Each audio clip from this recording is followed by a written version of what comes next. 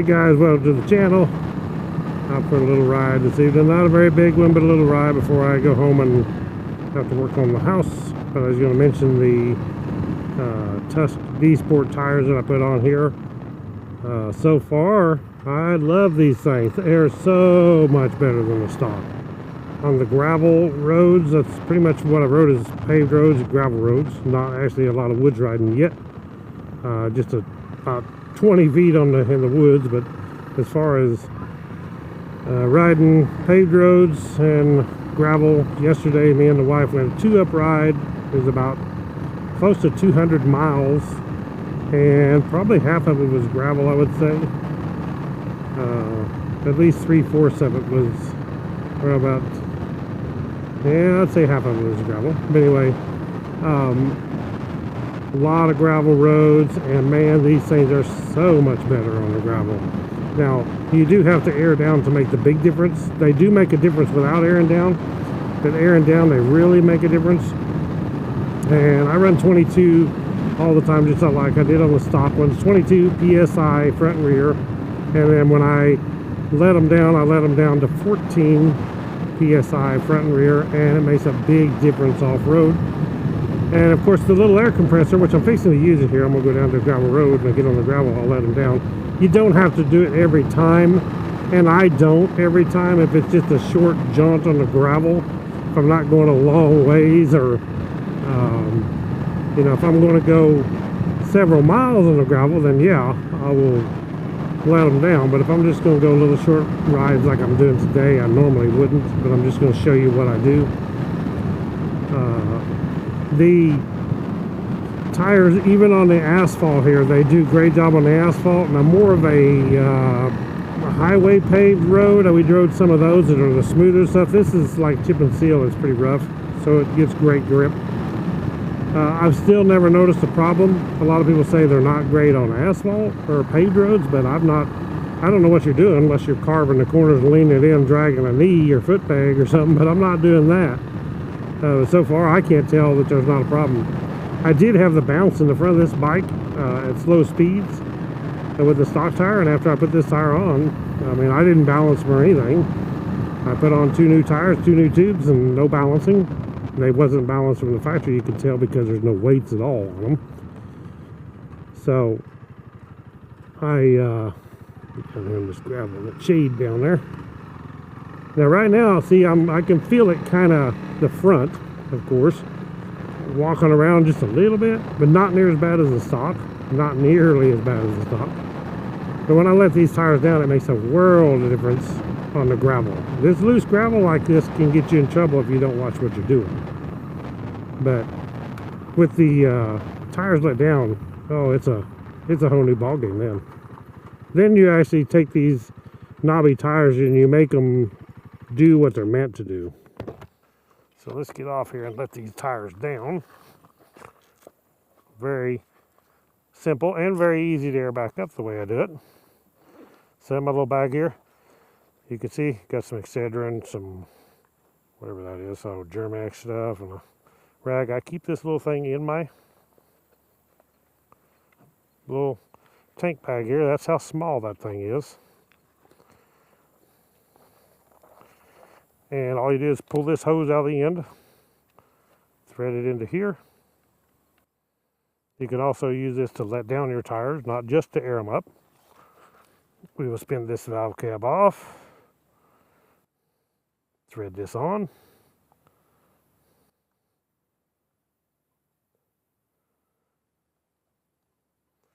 Like so, and to let them down, you actually want to power it on just so you can see what your air pressure is. Hold the button down, comes on, shows we're at 21 psi. Hold this button down until we get down to 15. It'll show 15, you have to let off a couple times to make sure you're, or I'm sorry, 14 is what I want. There's 15, 14.5, 14 right there. Now, if I wanted to air this back up when I get back to the pavement, I'll stop on while I'm still on the gravel. I see the pavement ahead. I'm going to go ahead and stop because I'm done. Go ride the paved roads home, a lot of paved roads. Then I can set this on 22 psi. You can see it's set to 22 right there. I just leave it set on that. And then I turn it on to pump. like so. And it actually don't take long at all. So I'm not speeding up this video so you can actually see how long it takes. There's 17 already, 17.5.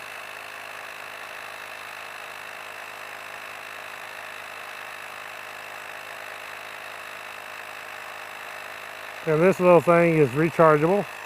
Got a USB-C connector on it. You just plug this thing in, charge it up, keep it charged, and it lasts a long time. I've not run it dead, and I've charged. We used this thing I don't know how many times yesterday, and there you go, 22 is done just that quick. It says done, 22. Of course, I want to go ahead and let this back down to 15 or 14. Sorry, I keep saying 15. And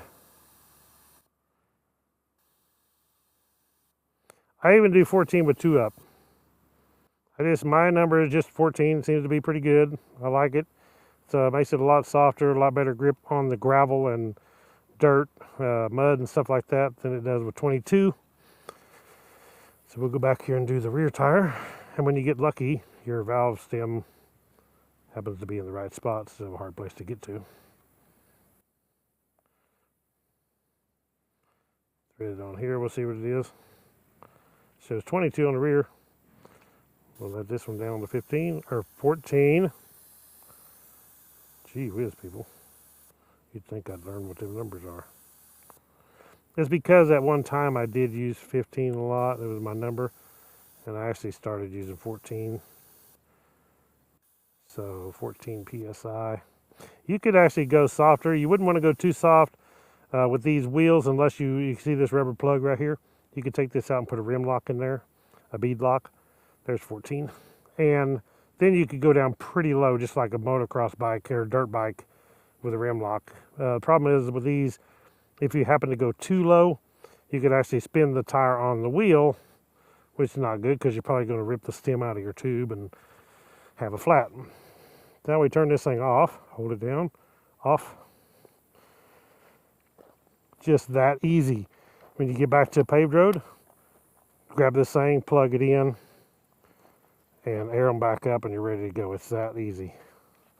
Ain't no way I want to carry a hand pump or anything. This is the way to go. And for the price, heck yeah, you can have one of these. I actually took this thing and aired up my truck tire too. It will do it.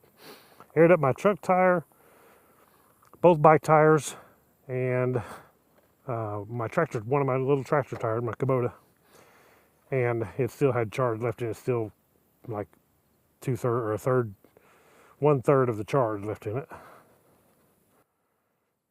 So there we go. Now we're aired down. We're ready for gravel.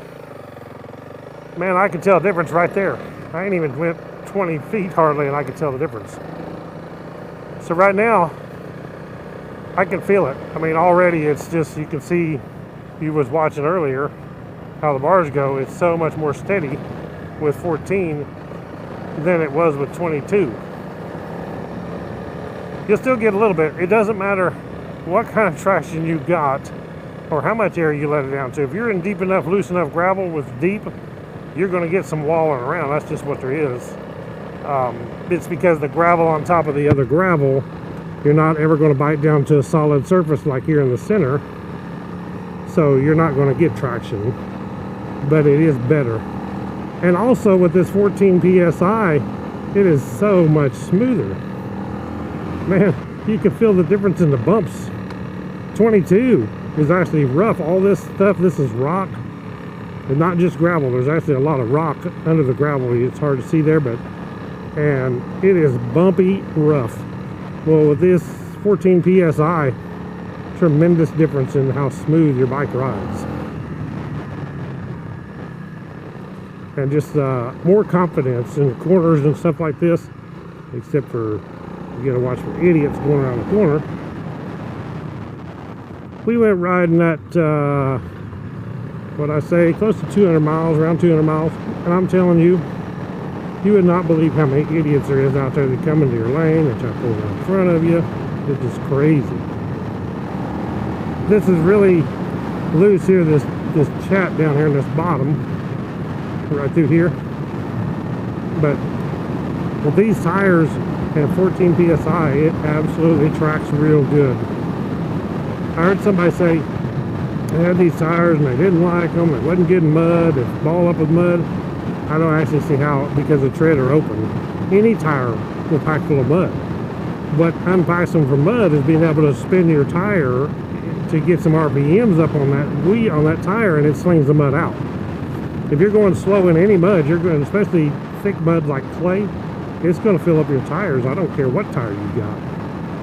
You know, I had the traction aiders before. They was great, but they would still do that. That's why you notice if you ride your bike and you've been in deep mud, but once you get on the highway, the mud flies high as the trees.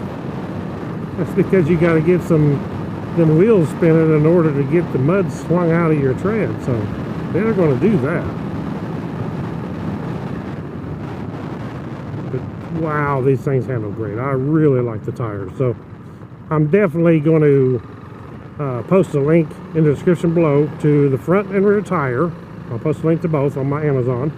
I'll post a link to both tubes, front and rear, that I got. And then I'll post a link to this air pump below too, because the air pump makes it. I mean, having that on a DUALSPORT, you can carry this thing pretty much anywhere in your backpack. You can carry it in your jacket pocket, it's so small. It's a game changer. I never was a air up and down person so much until I got this, because it was such a pain to air up and down, have to jack with it every time. You know, this thing makes it so much easier to do it.